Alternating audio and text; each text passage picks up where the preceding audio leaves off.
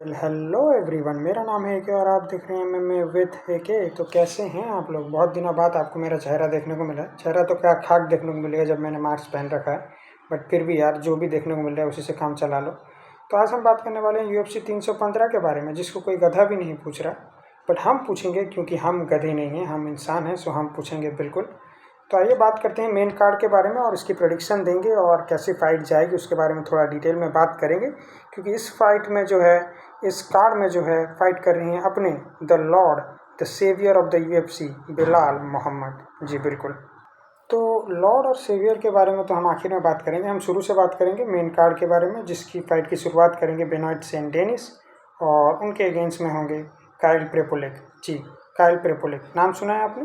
बिल्कुल नहीं सुना होगा क्योंकि बिल्कुल नए ही प्रॉस्पेक्ट हैं।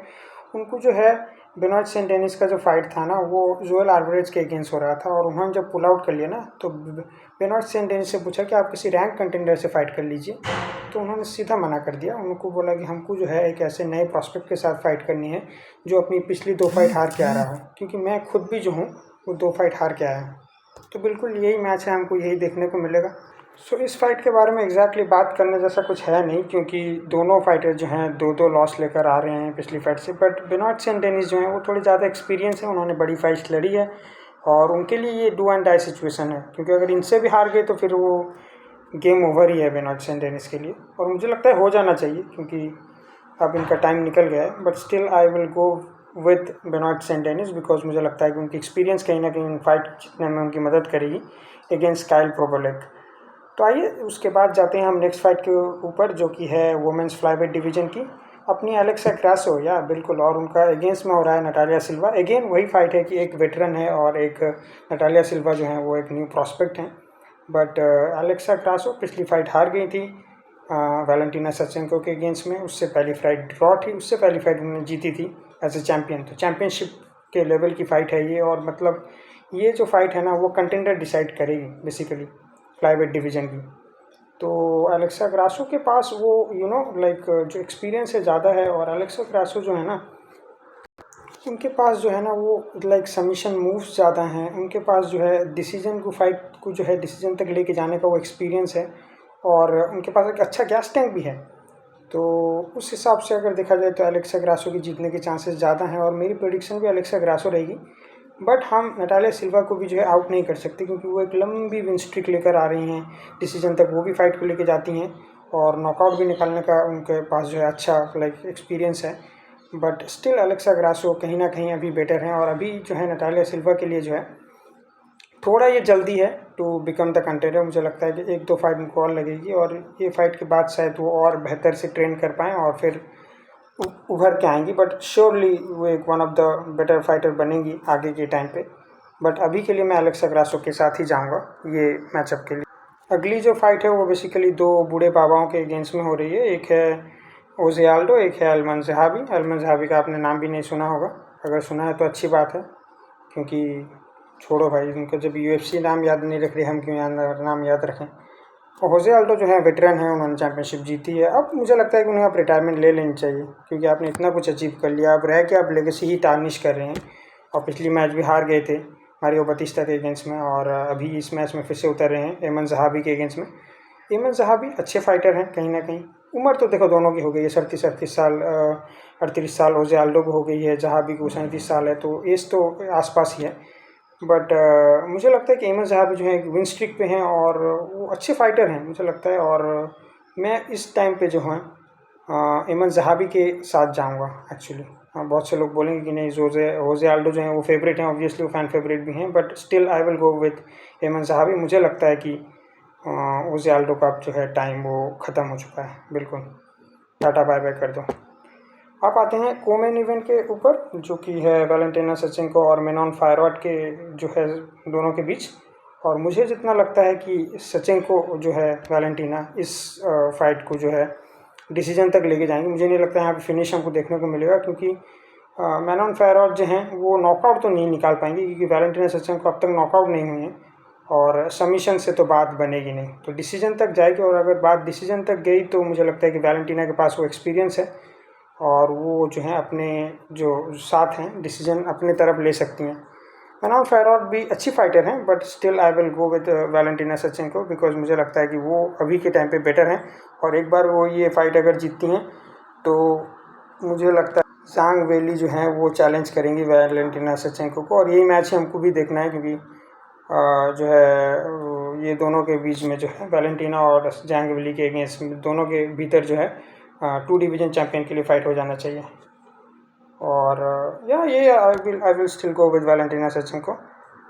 तो अब फुर्सत से बात करेंगे वेल्टर वेट के बारे में, जो हैं अपने बेलार्ड द सेवियर, और उनके अगेंस्ट में JDM है, जैक डेला मैडलेना।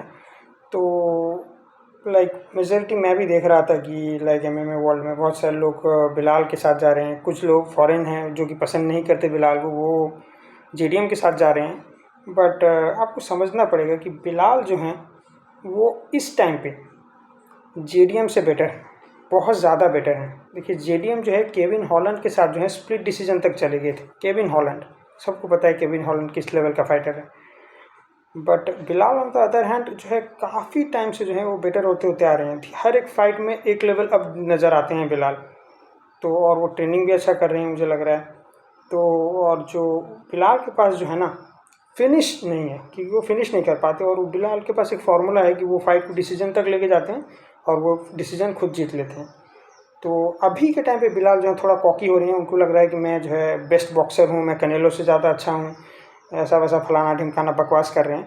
अगर वो उनके दिमाग में वो रहा कि मुझे जो है शो करना है, मैं फिनिश करूँगा, ऐसे करके अगर पुश किया बिलाल ने और JDM के साथ जो है स्ट्राइकिंग बैटल करने की कोशिश की, तो फिर बिलाल जो है नॉकआउट हो सकते हैं मुझे लगता है, क्योंकि JDM की जो है स्ट्राइकिंग कमाल की है और क्रिस्प है एकदम, और वो ख़त्म कर देंगे बिलाल को। But on the other hand Bilal अगर अपने जो है गेम प्लान के साथ फोकस रहे और डिसीजन तक बात लेके गए, तो फिर देयर इज़ नो चांस कि JDM जीत रहे हैं ये मैच। बिलाल को आउटपोस्ट जो है एकदम डोमिनेट कर देंगे, और गैस टैंक कमाल का है बिलाल मोहम्मद के पास, definitely one of the best gas tank in UFC। Not like मेरा, बिलाल का गैस टैंक थोड़ा अलग है, लाइक वो जब हिट लेते हैं तो उनका डिप्लीट कर जाता है, बट जब तक वो सेफ़ हैं, जब तक वो लाइक मार ज़्यादा नहीं खा रहे हैं और डैमेज नहीं ले रहे, तब तक एकदम आराम से वो 5 राउंड की फ़ाइट लड़ते हैं, बिना किसी लाइक हांपे हुए, बिना किसी जो है थके हुए, आराम से फाइट लड़ सकते हैं वो।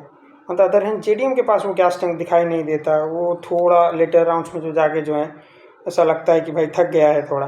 तो उस हिसाब से मुझे लगता है कि बिलाल जो है ये मैच ले रहा है, और तो डेफिनेटली ये मैच बिलाल अगर जीतेगा तो हमें जो है चांसेस ज़्यादा हैं कि हम इलिया और इस्लाम की फ़ाइट देखेंगे। वो तो एनीवे ही देख रहे हैं हम, क्योंकि अभी बिलाल भी पगला गया है। उसने तो भाईचारा जो टॉप था इस्लाम के साथ, उसको अभी भाईचारा ऑन बॉटम कर दिया है। उसने कहा है कि मेरा इंतज़ार मत करो हारने का, मैं तो जीत रहा हूँ, आप अपना ट्रेनिंग में फोकस करो, इस्लाम को बोल दिया सीधा सीधा।